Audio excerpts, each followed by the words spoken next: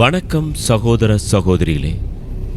இப்போ நாம் பார்க்க போகிற காணொளி தூத்துக்குடி திருநெல்வேலி அருகில் இருக்கக்கூடிய புளியம்பட்டி அந்தோணியார் திருத்தலம் தான். புளியம்பட்டி அந்தோணியார் திருத்தலத்தை பற்றி நிறைய வீடியோக்கள் நம்ம போட்டிருக்கோம். இந்த வீடியோ எதற்காக அப்படின்னு பார்த்தீங்கன்னா, திருவிழா முடிந்ததற்கு பிறகு புளியம்பட்டி அந்தோணியார் கோவில் பக்தர்கள் எந்த அளவுக்கு வந்துட்டுருக்குறாங்க, அதுவும் செவ்வாய்க்கிழமைகளில் பக்தர்களுடைய வருகை எப்படி இருக்குது, என்ன மாதிரியான விரிவாக்கம்லாம் பண்ணியிருக்காங்க ஆலயத்தில் அப்படிங்கிறத தான் இந்த காணொலியில் பார்க்க போகிறோம். வாங்க. பொதுவாக புளியம்பட்டி அந்தோணியார் ஆலயம் அப்படின்னு சொன்னாலே ஒவ்வொரு செவ்வாய்க்கிழமைகளுக்கும் ரொம்ப பிரசித்தி பெற்ற ஒரு விஷயந்தான். காரணம் என்ன பார்த்திங்கன்னா, செவ்வாய்க்கிழமை அப்படி சொன்னாலே அந்தோணியார் திருத்தலம் எந்த ஊரில் இருந்தாலுமே அநேக மக்கள் அந்த ஆலயத்திற்கு சென்று அந்தோணியாரை வழிபாடு செய்வதுண்டு. அந்த வகையில் ரொம்ப பிரபலமான இந்த புளியம்பட்டி பகுதியில் இருக்கக்கூடிய புனித அந்தோணியார் திருத்தலத்திற்கு இந்த செவ்வாய்க்கிழமை நான் போயிருந்தேன்.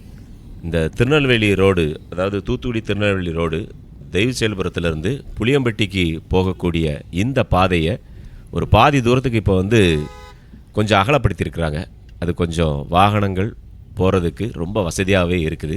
இதை முழுமையாக பண்ணிட்டாங்க அப்படின்னு சொன்னால் போக்குவரத்து ஒரு சீரான முறையில் செல்வதற்கு சரியாக இருக்கும். கொஞ்சம் தூரத்துக்கு பண்ணியிருக்கிறாங்க. இன்னும் நிறைய இடங்களில் ஒரு 2 பேருந்துகள் எதிரெதிரே வந்ததுன்னா அதை கடப்பது அப்படிங்கிறது ரொம்ப சிரமமான ஒரு காரியமாகத்தான் இருக்கின்றது. அதனால் இந்த புளியம்பட்டி ஆலயம் வரைக்குமாவது இந்த சாலையை அகலப்படுத்தினால் கொஞ்சம் நல்லாயிருக்கும் அப்படிங்கிறது இங்கு வரக்கூடிய அநேக பக்தர்களுடைய கோரிக்கையாக இருக்கின்றது.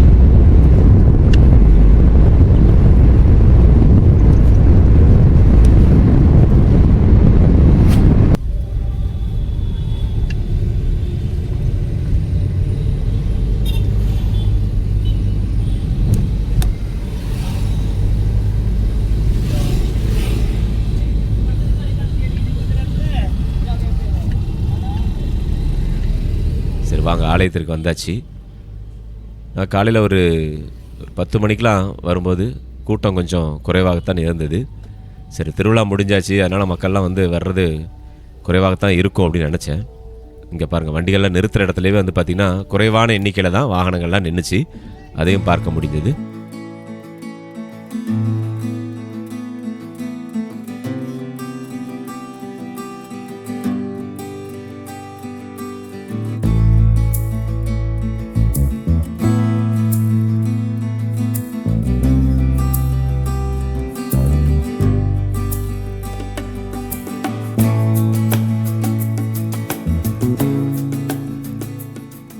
ஆனால் கொஞ்சம் நேரம் போக போக பார்த்திங்கன்னா கூட்டம் அப்படியே சேர ஆரம்பிச்சிட்டே இருந்தது.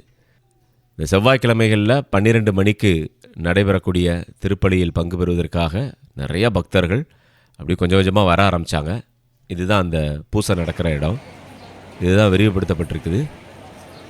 ஆங்காங்கே பக்தர்கள்லாம் அப்படி 1-2 பேர் நின்றுட்டு இருந்தாங்க. சரி, அதுக்குள்ளே நம்ம கோவிலை ஒரு தடவை சுற்றிட்டு வரலாம் அப்படின்னு சொல்லிட்டு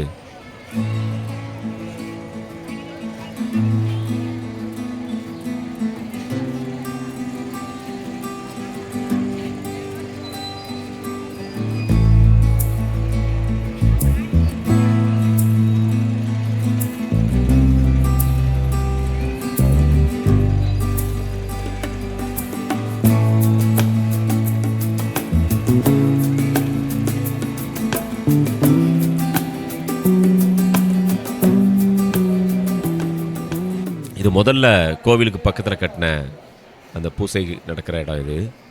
இங்கே தான் இப்போ எல்லாருமே தங்குறாங்க. இங்கே 2 நாள் 3 நாள்லாம் தங்கிட்டு இருக்கக்கூடிய ஆட்கள்லாம் இருக்கிறாங்க. ஏன்னா இதில் தங்குறதுக்கு கட்டணம் எதுவும் கிடையாது இல்லை. அங்கேயே எல்லாமே எல்லா வசதியுமே இருக்குது கோவில் வளாகத்தில். அதனால் இங்கேயும் தங்கிக்கிறாங்க பக்தர்கள்லாம். வாங்க, பக்கத்தில் போய் அந்த பீடத்தை பார்த்துட்டு வரலாம். பாருங்கள், அந்தோணியார் இருக்குன்னு பாருங்கள், எவ்வளோ அழகான ஒரு சிறுபம் வச்சுருக்கிறாங்க. இந்த அந்தோணியார் சிறுபத்தில் கூட இடது கையில் தான் ஆண்டவரை வைத்திருக்கிற மாதிரி இருக்கும். ஆனால் உள்ளே இருக்கக்கூடிய அந்த ஆலயத்தில் பார்த்திங்கன்னா வலது பக்கத்தில் ஆண்டவரை வச்சிருப்பார் அந்தோணியார்.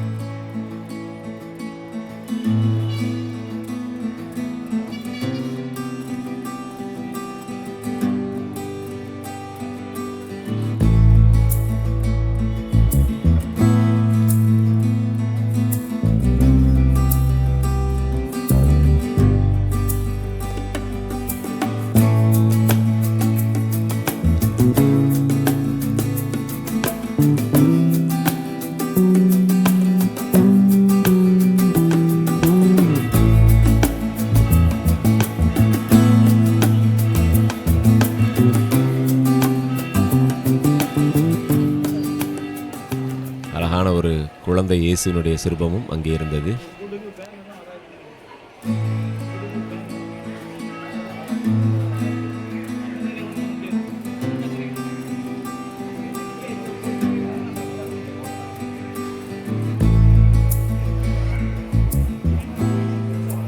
உயிர்த்த ஆண்டவர் பார்த்தீங்களா, இனி இந்த ஈஸ்டர் காலங்கள் முடிகிற வரைக்கும் இருக்கும்.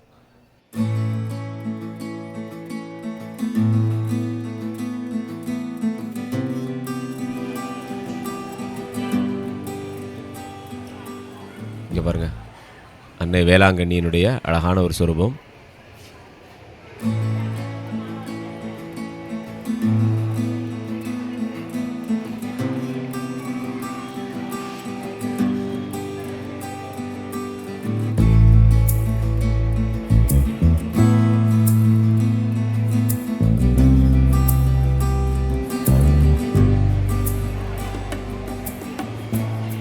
இப்போவே கொஞ்சம் கொஞ்சமாக அந்த கூட்டம் வருது பாருங்க.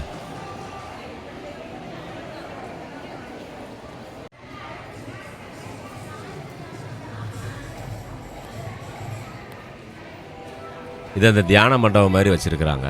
இந்த மண்டபத்தை சுற்றி தான் இந்த பேய் பிடித்ததை சொல்லுவாங்க இல்லையா, அவங்களெலாம் முன்னாடி இந்த இடத்துல தான் வச்சுருப்பாங்க. இப்போவும் சில பேர் அந்த வியாதியால் பாதிக்கப்பட்டவங்க, மனவியாதியால் பாதிக்கப்பட்டவங்களாம் இருந்தாங்க, அதையும் பார்க்க முடிஞ்சுது.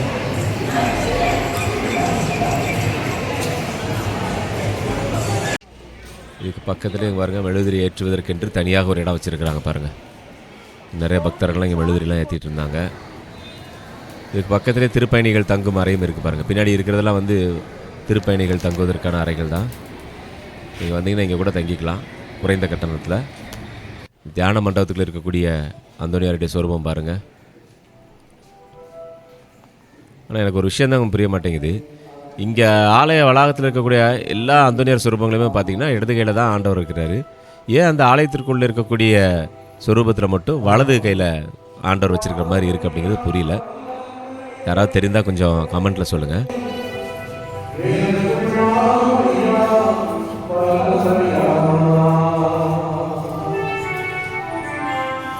இங்கே பாருங்கள், ஆலயத்தை நிறைய பேர் 13 தடவை சுற்றுவாங்க சொல்லியிருக்கேன் ஏற்கனவே. அதனுடைய சுற்றுக்கள் சுற்றிட்டு இருக்காங்க பார்த்தீங்களா. அதே மாதிரி இந்த வலதுபுறத்தில் தான் அந்த மனநலம் சரியில்லாதவர்கள்லாம் அங்கே தான் உட்காந்துருப்பாங்க. சீக்கிரமே குணமடைந்து அவர்கள் இல்லம் திரும்புவதையும் நாம் பார்க்கலாம். பாருங்கள், கோவிலுடைய பின்புறம் நிறைய பேர் இந்த வீடியோவில் பார்த்துருக்க மாட்டீங்க. கோவிலுடைய பேக் சைடில் பாருங்கள்.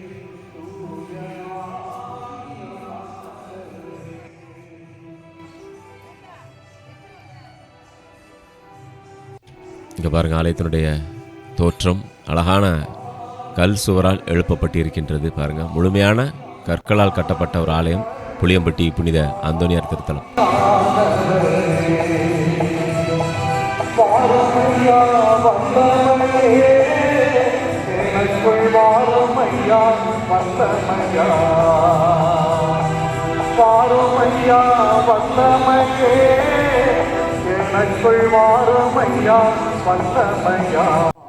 நிறைய பேர் நடந்து போய்கிட்டே இருக்கிறாங்க. நிறைய பிரார்த்தனைகள்லாம் வச்சுருப்பாங்கன்னு நினைக்கிறேன்ல. பாருங்க, கொஞ்சம் கொஞ்சமாக கூட்டம் வர ஆரம்பிச்சிட்டா பாருங்க. ஒரு 11 மணிக்கெலாம் பார்த்தீங்கன்னா நல்ல கூட்டம் வர ஆரம்பிச்சிட்டுங்க. இப்போ பாருங்கள், ஆலயத்தை சுற்றி சுற்றி வந்துட்டு இருக்கிறாங்க பக்தர்கள்லாம், கையில் குழந்தைகளோடு.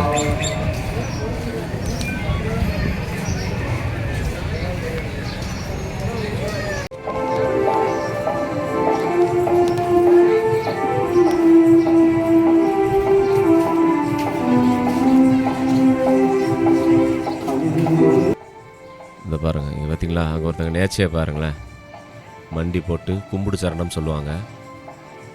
தரையில் அப்படி விழுந்து, இதுவும் ஒரு நேர்ச்சை தான், வித்தியாசமான ஒரு பிரார்த்தனை.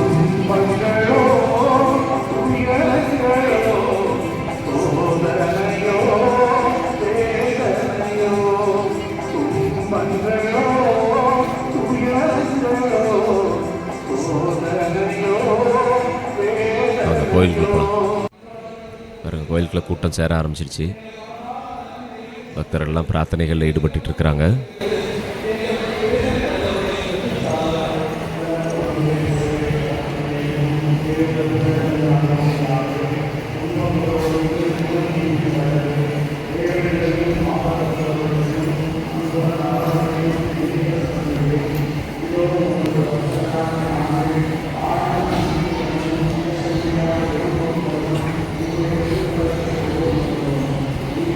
அந்தோனியார் சுரூபம் பாருங்கள், வலது கையில் ஆண்டவரை வைத்திருப்பது போன்று இந்த ஒரு ஆலயத்தில் மட்டுமே நாம் இதை பார்க்கலாம். இது எதற்காக அப்படிங்கிறது யாருக்காவது தெரிஞ்சதுன்னா மீண்டுமாக சொல்கிறேன், கமெண்ட்டில் கொஞ்சம் தெரியப்படுத்துங்க.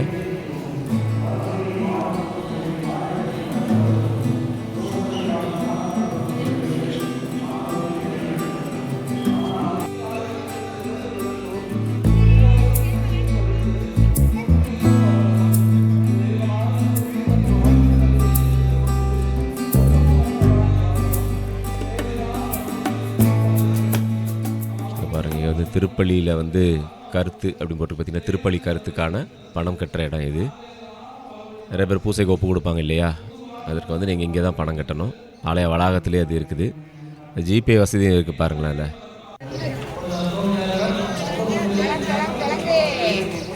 இல்லை ஆலயத்திற்கு வெளியே அந்த வளாகம்.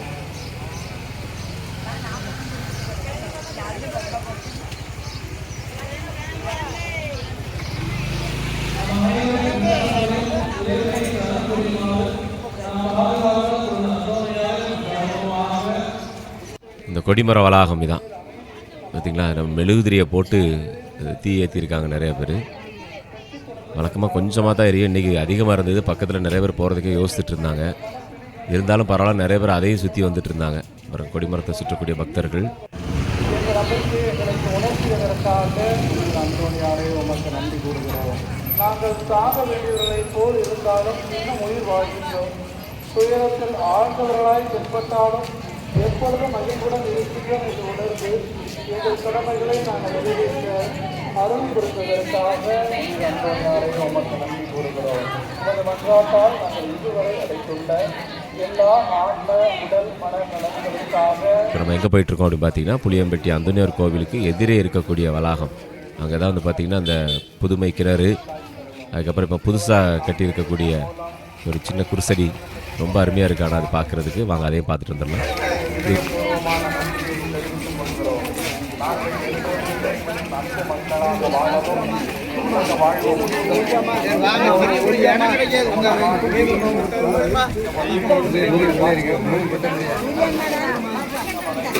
இது உள்ளே போகும்போதே வந்து பார்த்திங்கன்னா அதில் ஒரு குருசடி இருக்குது, ஆண்டவருடைய குருசடி. அதை கடந்தால் நம்ம போகணும். இவருங்க நிறைய பேர் இன்றைக்கி மொட்டை போட்டிருக்காங்க. செவ்வாய்க்கிழமைனால மொட்டை, அப்புறம் அந்த அசனம், இதெல்லாம் வந்து ரொம்ப பிரபலமாக இருக்கும் புளியம்பட்டி அந்தோனியார் கோயிலில்.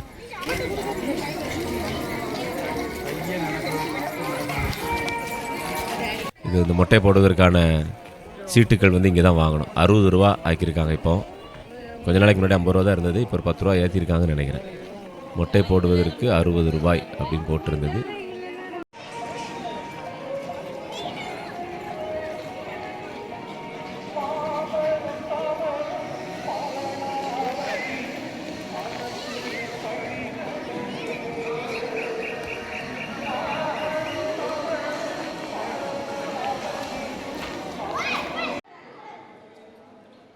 பார்த்திங்களா, இது முதல்ல இந்த கெபி வந்து வெயிலில் தனியாக தான் இருந்தது. இப்போ தான் இதுக்கு மேலே ஒரு பெரிய ஷெட்டு போட்டிருக்காங்க. நிறைய பேர் இப்போ இதை தங்குறதுக்கு யூஸ் பண்ணிக்கிறாங்க. நல்ல ஒரு வசதி பண்ணி கொடுத்துருக்குறாங்க. பாருங்கள் எவ்வளோ பெரிய ஷெட்டு பாருங்கள். பக்கத்துலேயே வேலை நடந்துகிட்ருக்கு. பெரிய ஷெட்டு போடுறதுக்கு இப்போ வேலை நடந்துருக்கு. ஃபுல்லாக அந்த வளாகம் முழுக்க ஷெட்டு போட்டு நல்லா நிழல் ஏற்படுத்துவதற்கு வேலை நடந்து கொண்டிருக்கின்றது.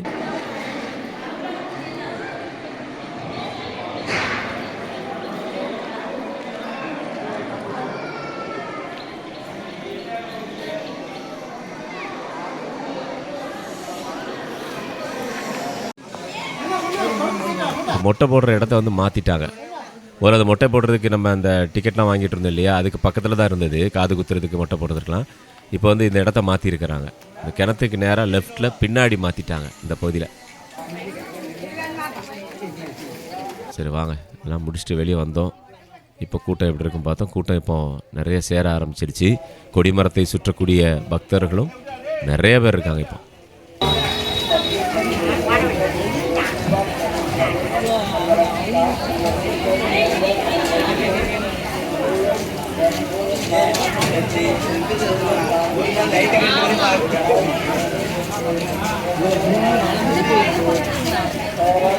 சரி வாங்க ஆலய வளாகத்திற்குள் போகலாம்.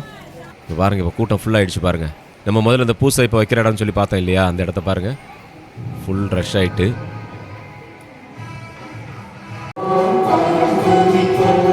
பங்கு தந்தையர்கள் கிட்டத்தட்ட ஒரு 6-7 பேர் இருந்து அந்த பூசையை நிறைவேற்றினாங்க. ரொம்ப விசேஷமாக இருக்கும். செவ்வாய்க்கிழமைகளில் 6-7 பங்கு தந்தைகள் இருந்து திருப்பலியை ஒப்பு கொடுப்பாங்க.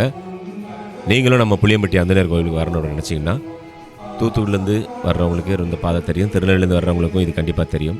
மற்ற வெளியூர்களிலிருந்து வர்றவங்க, மதுரையோ இல்லை நாகர்கோவிலோ இல்லை அதை தாண்டி இருக்கக்கூடிய பகுதியில் வர்றவங்க திருநெல்வேலிக்கு வந்துட்டிங்கன்னா, திருநெல்வேலியிலேருந்து தெய்வ செயல்புரத்துலேருந்து புளியம்பட்டி அந்தனர் ஆலயம் ஈஸியாக வந்துடலாம். பேருந்துகள் வசதி இப்போ நிறையா பண்ணியிருக்கிறாங்க. முன்னாடிலாம் வந்து பார்த்திங்கன்னா ரொம்ப கம்மியாக தான் இருந்தது. இப்போ நிறையா பக்தர்கள் வர்றதுனால அதிகமான எண்ணிக்கையில் பேருந்துகள்லாம் விட்டுட்டுருக்குறாங்க. சரிங்களா? இங்கே பாருங்கள், மாஸ் நடந்துகிட்ருக்கு.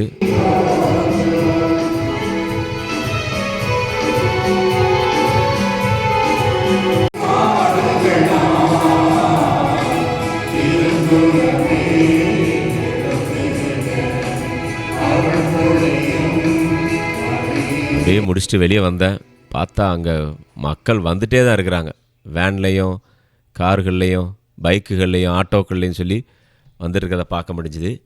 இந்த இடம் பார்த்திங்கன்னா ஒரு வண்டி போகுது பாருங்கள். இந்த இடம் வந்து அசனம் ரெடி பண்ணுற இடம் இங்கே தான். இங்கே வச்சு தான் அசனம் கொடுக்கணும். திருவிழா காலங்களில் மட்டும் இங்கே அனுமதி கிடையாது. எல்லோரும் வெளியே தான் வச்சு பண்ணணும். மற்ற நேரங்களில் ஃபுல்லாக வந்து பார்த்திங்கன்னா உள்ள நிறைய அடுப்பு எல்லாமே ரெடி பண்ணி வச்சுருக்குறாங்க. உங்களுக்கு நீங்கள் வந்து விறகுகள் வாங்கணும்.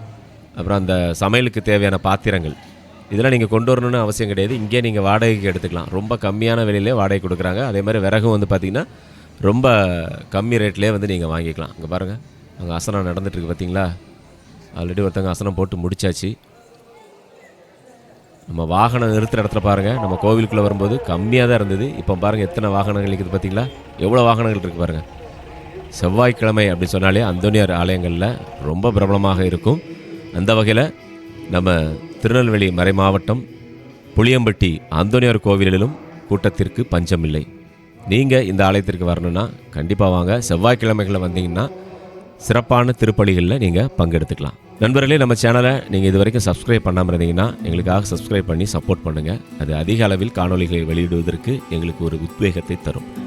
மீண்டும் மற்றும் ஒரு காணொலியில் உங்களை சந்திக்கின்றேன். அதுவரை உங்களிடமிருந்து வணக்கம் கூறி விடைபெறுவது உங்கள் அன்புக்கு சொந்தமான உங்கள் அன்பு அறிவிப்பாளர் ஆர். ஜூடு. வணக்கம் அன்புள்ளங்களே.